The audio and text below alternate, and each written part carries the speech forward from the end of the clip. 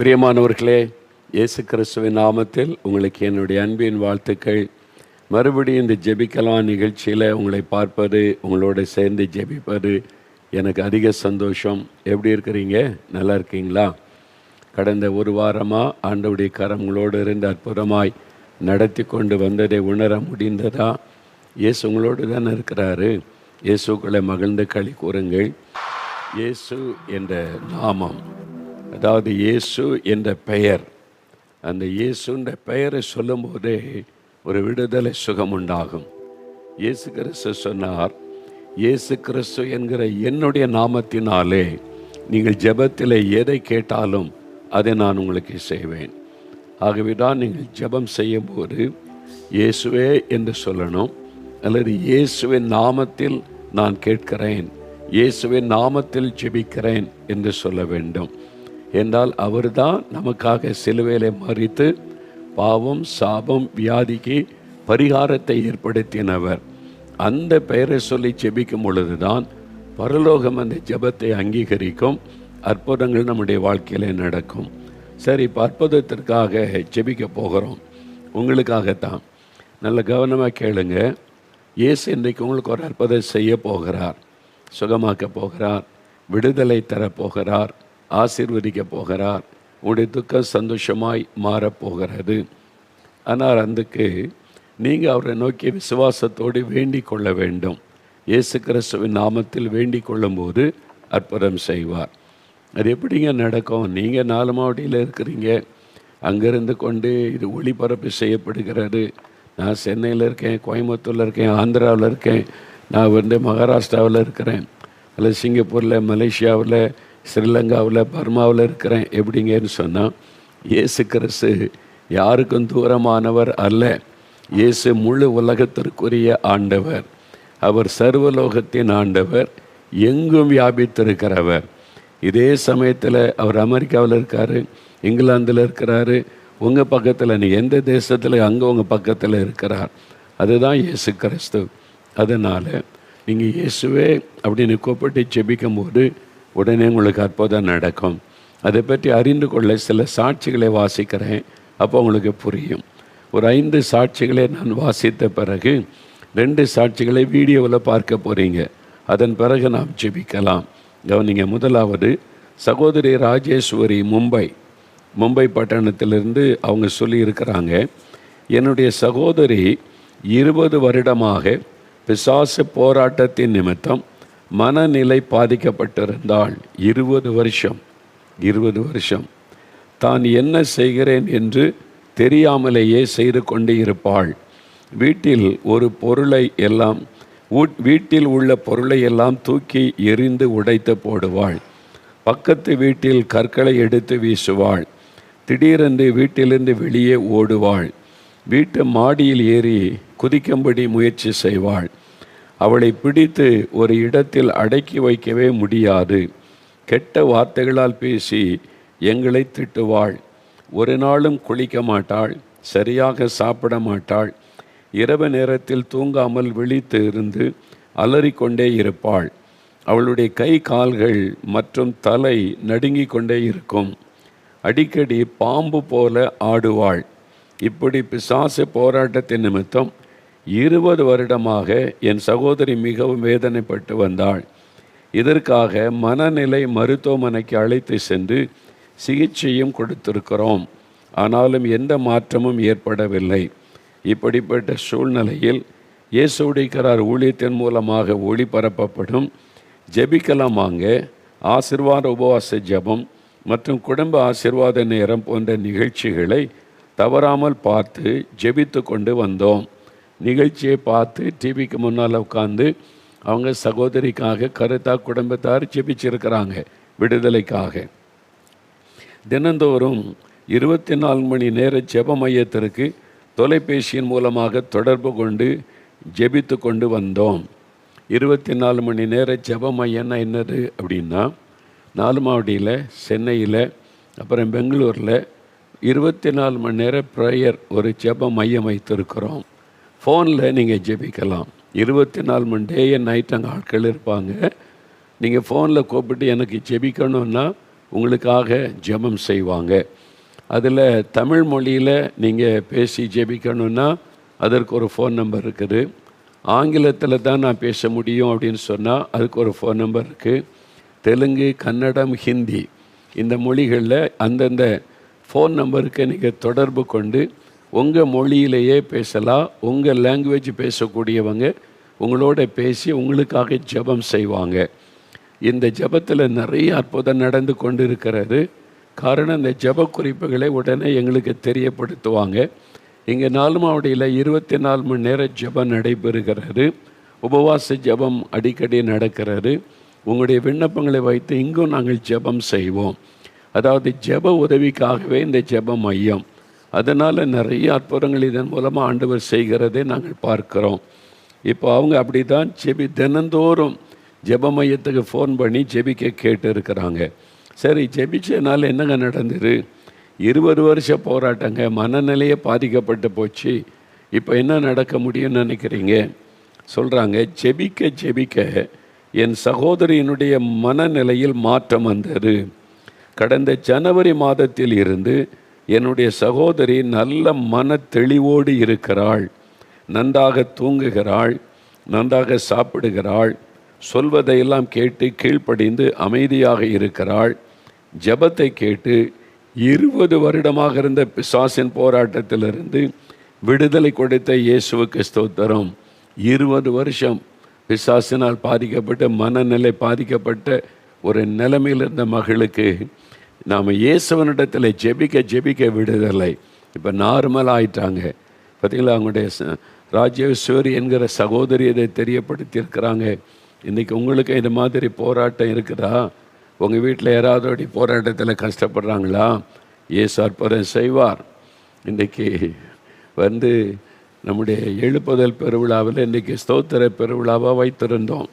ஒரு சின்ன பையனை கூட்டிகிட்டு வந்தாங்க. அவனுடைய தாயார் சொன்னாங்க, பிசாசினால் இவன் பாதிக்கப்பட்டு யாரும் அடக்க முடியாது. இந்த முகாமுக்கு வரும்போது அவனுடைய கை கால்களை கட்டி அவனை கட்டி தான் நாங்கள் கொண்டு வந்தோம். ஆனால் இயேசு விடுதலை கொடுத்துட்டார். இப்போ நல்ல விடுதலையோடு இருக்கிறான்னு சொன்னாங்க.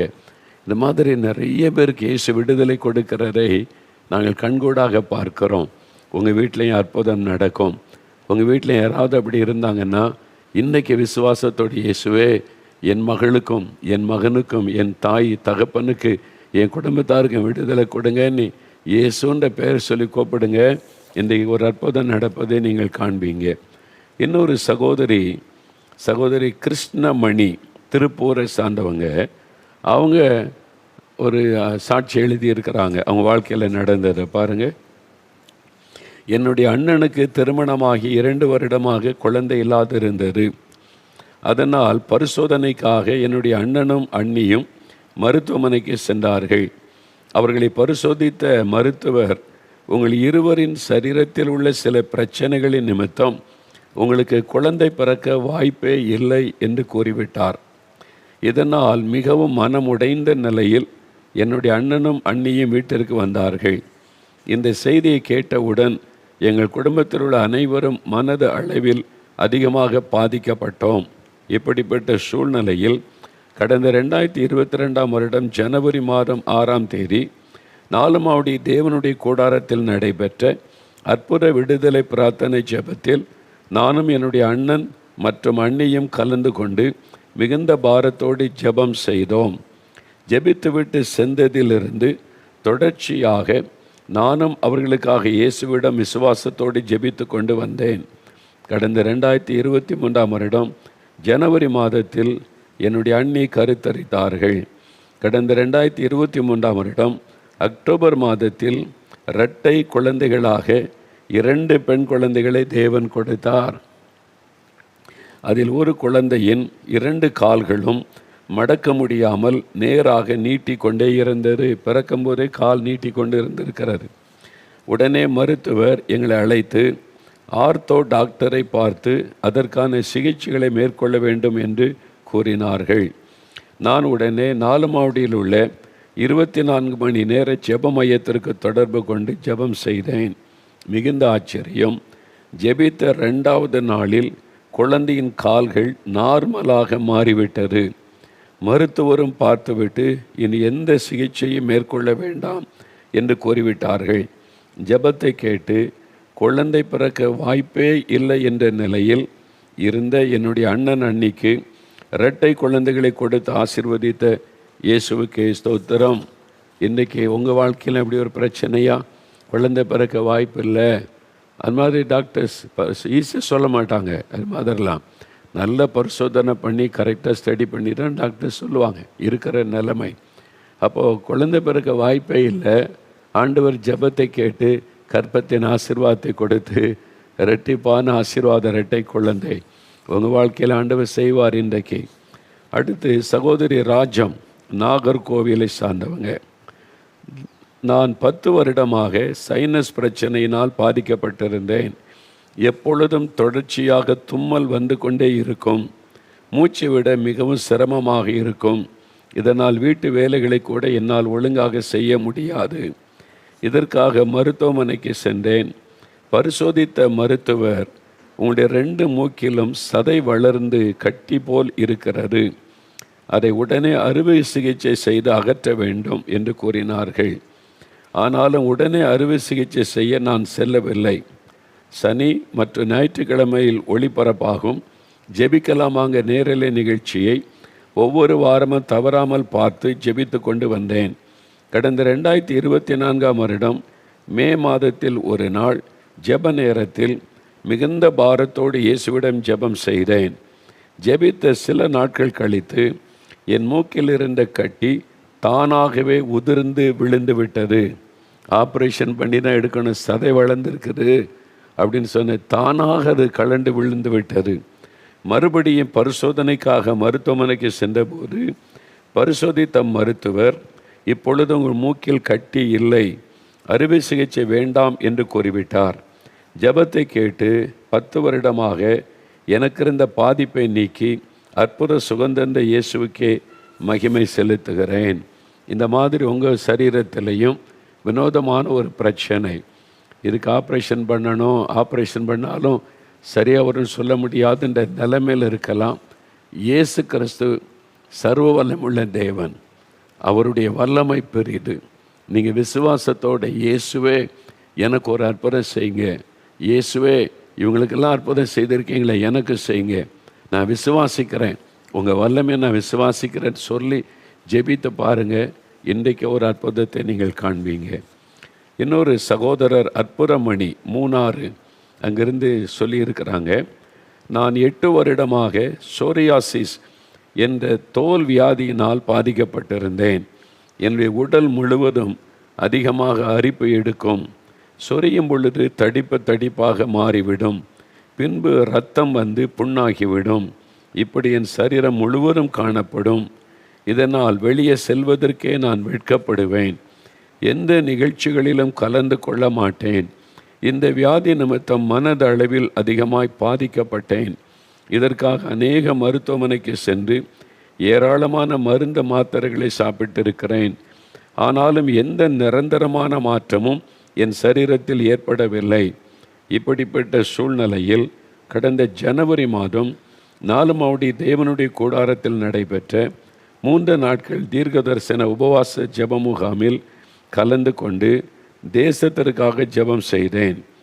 தினமும் தேசத்திற்காக ஜெபம் செய்வேன் என்று தீர்மானத்தோடு வீட்டிற்கு சென்றேன்.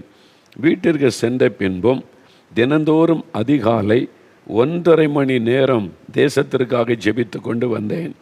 நான் தேசத்திற்காக ஜெபிக்க என் சரீரத்தில் மாற்றம் ஏற்பட ஆரம்பித்தது. பிப்ரவரி மாதத்திலிருந்து என் சரீரத்தில் பூரண சுகம் வந்துவிட்டது. இப்பொழுது நான் நல்ல சுகத்தோடு இருக்கிறேன். சொரியாசிஸ் என்ற வியாதி என் சரீரத்தில் வந்த அறிகுறியே இல்லாத அளவிற்கு இயேசு கிறிஸ்து எனக்கு பூரண சுகம் தந்துவிட்டார். ஜெபத்தை கேட்டு 8 வருடமாக என் சரீரத்தில் இருந்த சொரியாசிஸ் வியாதியை அற்புதமாக குணமாக்கின இயேசுவுக்கு மகிமை செலுத்துகிறேன். 8 வருஷம். சொரியாசிஸ் வியாதி ரொம்ப கொடூரமானது, ஒரு வாதை மாதிரி. சரீரம் முழுவதும் அரிப்பை எடுத்து சிலருக்கு அப்படியே ரத்தமே வடிந்து ரத்தமே வரும், சிலருக்கு ரத்தமும் தண்ணீரும் வரும். இதை சுகமே ஆக்க முடியாதுன்னு சொல்கிறாங்க. கொஞ்சம் கட்டுப்படுத்துறதுக்கு மாத்திரை கொடுக்கலாம், அவ்வளோதான் சொல்கிறாங்க. அப்படி தான் 8 வருஷமாக கஷ்டப்பட்டுருக்கிறாங்க. நமக்கு ஜனவரியில் தீர்க்க தரிசன ஜெபம், தேசத்துக்காக 3 நாள் உபவாச ஜெபம் வைத்திருந்தோம். அதில் ஜெபிக்க ஒப்பு கொடுத்தாங்க. நான் தினமும் இந்திய தேசத்துக்காக, என் மக்களுடைய ரட்சிப்புக்காக ஜெபிப்பேன்னு சொல்லி அவங்க தினம் 1.5 மணி நேரம் காலையில் எழுப்பி ஜெபிச்சிருக்கிறாங்க. நல்ல கவனிங்க, அவருக்கு 8 வருஷமாக வியாதி, சோரியாசிஸ் வியாதி. தினம் காலையில் எழுப்பி 1.5 மணி நேரம் தேசத்துக்காக, இந்தியா ரட்சிக்கப்படணும், இந்திய மக்கள் ரட்சிக்கப்படணும், பாவ சாபத்திலிருந்து விடுவிக்கப்படணும் அப்படின்னு தேசத்துக்காக தினம் 1.5 மணி நேரம் ஜெபிக்க ஜெபிக்க ஜெபிக்க அந்த வியாதி அற்று போய்விட்டார். இன்றைக்கி பூரண சுகம். அந்த வியாதி அறிகுறியே இல்லை. அப்போ தேவனிடத்தில் விசுவாசத்தோடு இயேசுவே நீ ஜெபம் செய்வார். புதுசாக வர்றவங்க, ஆனால் கிறிஸ்தவர்கள், இயேசுவை அறிந்தவங்க, ரட்சிக்கப்பட்டவர்கள் வெறும் சுயநல ஜெபம் பண்ணி கொண்டு இருக்கக்கூடாது. தேசம் இன்றைக்கி பாருங்கள், யுத்தம் நடந்து கொண்டு இருக்கிறது. பார்டரில் சில ரத்த சிந்தி மறிக்கிறாங்க.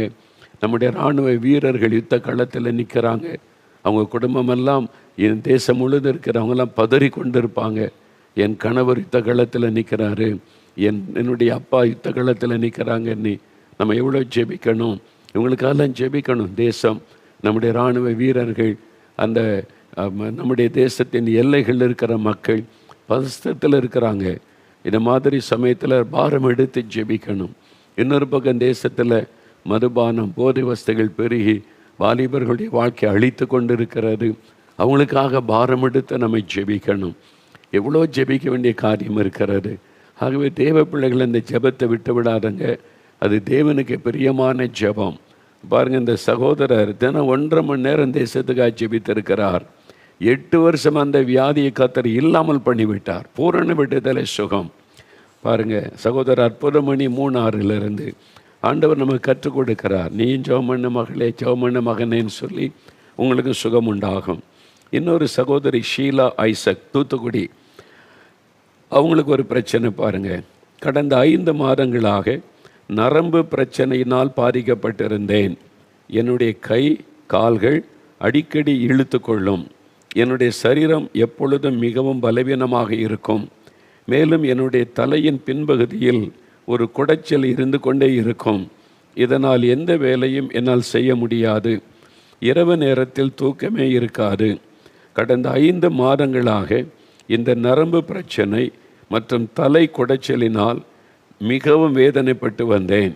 இப்படிப்பட்ட சூழ்நிலையில் கடந்த ஏப்ரல் மாதம் 19 நடைபெற்ற ஜெபிக்கலாமாங்க நேரலை நிகழ்ச்சியை பார்த்தேன். வியாதியஸ்தர்களுக்காக ஜெபிக்க நேரத்தில் என்னுடைய சுகத்திற்காக இயேசுவிடம் விசுவாசத்தோடு ஜெபித்து கொண்டிருந்தேன். அப்பொழுது நீங்கள் என்னுடைய பெயரை சொல்லி அழைத்து, தேவனுடைய வல்லமை உங்கள் மேல் இறங்கி வருகிறது, இப்பொழுது உங்களுடைய பலவீனங்களை ஆண்டவர் இயேசு மாற பண்ணுகிறார் என்று சொல்லி ஜெபம் செய்தீர்கள். என்னுடைய பெயரை சொல்லி நீங்கள் ஜெபித்த அதே நேரத்தில் தேவனுடைய வல்லமை என் மேல் இறங்கியது. உடனே என் சரீரத்தில் இந்த வலி மற்றும் பலவீனங்கள் நீங்கிவிட்டது. அன்று இரவு நன்றாக தூங்கினேன். இப்பொழுது நான் நல்ல சுகத்தோடு இருக்கிறேன். ஜெபத்தை கேட்டு என் பெயரை சொல்லி அழைத்து பூரண சுகம் கொடுத்த இயேசுவுக்கு நன்றி செலுத்துகிறேன். இவ்வளோ பெரிய அற்புதம் இல்லை? நரம்பு மண்டலம் பாதிப்பு, தலையில் ஒரு குடைச்சல், அந்த வேதனையோடு ஜெபிக்கும்போது ஆண்டவர் சில சமயங்களில் ரொம்ப பாரத்தோடு வியாகுலத்தோடு ஜெபிக்கிறவங்களுக்கு அவங்களுடைய பெயர் பிரச்சனை சொல்லி விடுதலை தருகிறார். ஆண்டவருக்கு எல்லாருடைய பேரும் தெரியும், எல்லாருடைய பிரச்சனையும் தெரியும், அவருக்கு எல்லாமே தெரியும். ஆனால் எல்லாமே சொல்லி இது பண்ணுவதற்கு நேரம் இல்லை. அதனால தான் ஒரே டைமில் எல்லாரையும் அவர் குணமாக்குகிறார். சில சமயத்தில் சிலருக்கு மிஞ்சின துக்கம் பாரம் இருக்கும்போது அவங்கள விசேஷமாக ஆண்டவர் சொல்லி விடுதலை கொடுத்து ஆசீர்வதிக்கிறார். அவ்வளோதான். இவ்வளோ அற்புதம் செய்த இயேசுவுக்கு ஸ்தோத்திரம். ஓகே, இப்போது இன்னும் 2 சாட்சிகளை வீடியோவில் பார்க்க போகிறோம். அதை பார்த்துட்டு ஜெபிக்க போகிறோம். ஜெபிக்க ரெடியாக இருங்க, அற்புதம் பெற்றுக்கொள்ள ரெடியாக இருங்க. இன்றைக்கு உங்களுடைய வாழ்க்கையில் அற்புத சுகம் உண்டாக போகுது, அற்புத விடுதலை உண்டாக போகிறது. வியாதிப்பட்டவங்க இருந்தால் பக்கத்தில் வைத்து கொள்ளுங்க. ஜெப நேரத்தில் அவங்க மேலே கை வைத்து ஜெபம் செய்யுங்க. உங்களுடைய சொந்தங்கள் பந்தங்கள் வீட்டில் யாருக்காவது பாதிப்பு இருந்தால் நீங்கள் சின்சியராக அவங்களுக்காக ஜெபிங்க. ஆண்டவர் அற்புதம் செய்வதை நீங்கள் பார்ப்பீங்க. சரி, இப்போ 2 சாட்சி வீடியோவில். முதலாவது சகோதரர் ஜெயபிரகாஷ், அம்மாப்பட்டி, சேலத்தில் அம்மாப்பட்டி இந்த இடத்தை சார்ந்த ஜெயபிரகாஷ். அவங்க 25 வருஷமாக ஒரு அடிமைத்தனத்துக்குள்ளே அவங்க இருந்தாங்க. எப்படி இயேசு அந்த அடிமைத்தனத்திலிருந்து விடுதலை ஆக்கினார்னு 25 வருஷமாக குடிச்சிக்கிட்டே இருக்க ஒரு ஆள் திடீர்னு ஒரே நாளில் விட்டுற முடியுமா? இல்லை, யாருமே நம்ப மாட்டாங்க. அதுக்குன்னு உதவி செய்கிற மையங்கள்லாம் இருக்குது. இந்த மதுபானத்தில் நோயிலேருந்து விடுதலை, அவங்கள்ட்ட போய் திடீர்னு ஒரே நாளில் விடுவாங்கன்னா நம்ப மாட்டாங்க. அதான் உண்மை. அது எப்படி முடியும் என்பதாய். ஆனால் 25 வருஷம், 30 வருஷம், 40 வருஷம் குடிகாரங்கள்லாம் அப்படின்ற நேரத்தில் விடுதலை. இது இயேசுவால் மட்டும்தான் முடியும். என்றால் இயேசு கிறிஸ்து ஒருவர் தான் மனிதனை பாவத்திலிருந்து விடுதலை ஆக்குவதற்கு சிலுவையிலே பாவத்தின் பரிகாரியாக மரித்து உயிர்த்தெழுந்தார். அவர் ஒருவருக்கு தான் அந்த வல்லமை உண்டு, மனிதனை பாவத்திலிருந்து விடுதலை ஆக்குகிற வல்லமை. அதுவும் இலவசமாய், காசெல்லாம் கேட்க மாட்டார். பரிகாரம் பண்ணணும், காசு கொண்டு வா, அது செய்யணும், இதை செய்யணும், காசு கொண்டு வா, மாத்திரெல்லாம் தரணும், காசு கொண்டு வா, ஒன்றும் தேவையில்லை. விசுவாசம். இயேசு என்னையும் விடுதலை தருவார்னு இருக்கிற இடத்துல அவர் வீட்டில் தானே ஜெபம் பண்ணாங்க. வீட்டில் உட்காந்து ஜெபிக்கிறாங்க. அவங்களுக்குள்ள ஆசை வந்துட்டு விடுதலை வேணும், இயேசு விடுதலை தரான்னு சொல்கிறாங்களே, உண்மையாக சின்சியராக விடுதலை வேணும்னு கை வைத்து ஜெபிக்கிறாங்க. சேர்லேருந்து கீழே விழுந்துட்டாங்களாம். ஏன் அப்போ கீழே விழுணுமான்னு அவசியம் இல்லை. அது ஒரு குடிவெறியின் ஆவி. அவர் ஏன் அந்த குடியில் இருந்தார்? குடிவெறியின் ஆவி, அந்த பாவத்துக்கு அடிமைப்படுத்துகிற ஆவி. வேதத்தில் அதை பற்றி சொல்லி இருக்கிறாரு. அந்த ஆவி அவரை அந்த பாவத்துக்குள்ளாக்கினது. இயேசுவின் பேரை சொன்ன உடனே அந்த ஆவி வெளியேறிட்டு, அந்த ஆவி வெளியேறும்போது பாருங்கள் கீழே தள்ளிட்டு அவரை போய்விட்டார். அவர் எழுந்த உடனே பாருங்கள் ஃப்ரீ, பாரெல்லாம் போயிட்டுல. அதான் ரகசியம். அந்த பாவத்தின் பாரம் போயிட்டு, அடிமைத்தனம் போயிட்டு. உங்கள் வாழ்க்கையில் இப்போ இயேசு செய்வார், இன்றைக்கி செய்வார். எத்தனை வருஷம் மதுபான பழக்கமாக இருந்தாலும் சரி, எத்தனை வருஷம் அதாவது போதை வஸ்துகள் அடிமைத்தனமானாலும் சரி, எந்த பாவமானாலும் சரி, இயேசுவால் உங்களுக்கு விடுதலை தர முடியும். இன்றைக்கி நீங்கள் ஜெபிக்க போகிறீங்க, இயேசு அற்புதம் செய்ய போகிறார். இன்னொரு சாட்சி கூட பார்த்துடலாமா? ஜெபிக்கிறதுக்கு முன்னால் சகோதரர் ரத்தினம், புளியறையிலேருந்து சகோதரர் ரத்தினம், இவங்களுக்கு 4 வருஷமாக ஒரு பிரச்சனை இருந்தது. இயேசு எப்படி அற்புதம் செய்திருக்கிறார் என்பதை பாருங்கள். ஜெபிக்கிற பிள்ளைகள், உங்களுக்கு ஒன்று சொல்லுகிறேன்.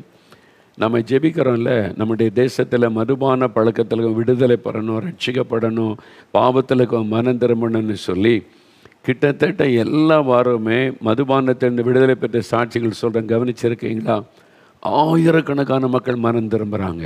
thousands and thousands of people. இன்றைக்கி மதுபானத்திலிருந்து விடுதலை, பாவ பழக்கத்திலிருந்து விடுதலை ஏராளமான. ஏன்னா நம்ம ஜெபிக்கிறோம், கர்த்தர் நம் ஜெபத்தை கேட்டு அவ்வளோ மக்களை விடுதலையாக்கி கொண்டு வருகிறார். நிறைய பேர் நேரில் பார்க்கும் போதெல்லாம் சொல்கிறாங்க, அப்போ நம்முடைய ஜெபத்துக்கு இயேசு கிறிஸ்து பதில் தந்து கொண்டு இருக்கிறார். அதுதான் இந்த சாட்சிகள், நம்முடைய ஜெபத்துக்கான பதில். இன்னொரு சாட்சியை பார்த்துட்டு நம்ம ஜெபிக்கலாம். அதை சாட்சியை பாரு. எவ்வளோ பெரிய அற்புதம் இல்லை?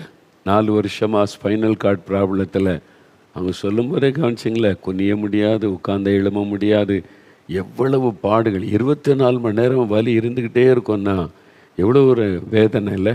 அந்த வேதனையில் இயேசு அற்புதம் செய்வார்னு வந்தாங்க. ஒவ்வொரு கடைசி சனிக்கிழமை நம்முடைய தேவனுடைய கூடாரத்தில் திறப்பின் வாசல் ஜெபம் நடைபெறும். அந்த ஜெபத்தில் பங்கு பெற்றாங்க. அதில் முதல் 1 மணி நேரம் நல்ல ஆண்டவரை துதித்து ஆராதிப்பார். அது ஒரு நல்ல மகிமையான நேரமாக இருக்கும். அடுத்த 1 மணி நேரம் தேசத்துக்காக ஜெபிப்பார். 1 மணி நேரம் தேசத்துக்காக எல்லாரும் இணைந்து எழுப்புதலுக்காக ஜெபிப்பார். அதன் பிறகு சாட்சிகள், அதன் பிறகு செய்தி சொல்லி ஜெபங்கள். கடைசியில் தான் நம்முடைய தேவைக்காக ஜெபிக்கப்படும். அப்புறம் அவர் ஜெபிக்கும்போது ஆண்டவர் பாருங்கள் அவ்வளோ வேதனையில் வந்ததுனால பேரை சொல்லி அவருடைய வியாதியை சொல்லி சுகமாக்குகிறார். என்னால் இப்படி சொல்ல முடியும்? நான் ஒரு சாதாரண மனிதன்.